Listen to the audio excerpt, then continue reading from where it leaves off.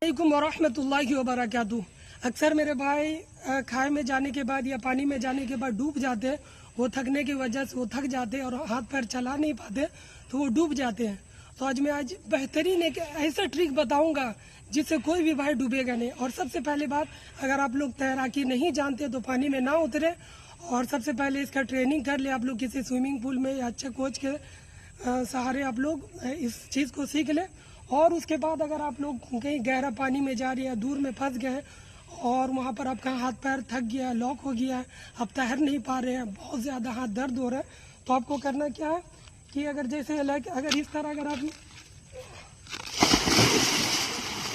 पानी में फंस गए ना तो अब पूरा हाथ पैर आपका दर्द हो गया है, तो ये पानी में इस तरह सिर्फ अपना हाथ पैर इस तरह रख देना है, एकदम नॉर्मल कर देना हाथ पैर को। ठीक है, ये आप पानी में ऐसे रेस्ट कर लीजिएगा, आराम कर लीजिएगा।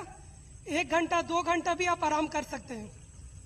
ठीक है, उसके बाद आप ये उल्टा भी तैर सकते हैं ऐसे करके। उल्टा नहीं तो जब आप फिर आधा घंटा 1 घंटा आप रेस्ट कर लेंगे तो फिर इस तरह से आप तैर सकते हैं।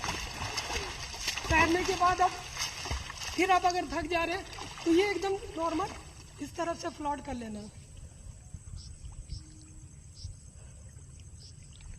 अगर इस तरह आप कर लेते तो डूबेंगे।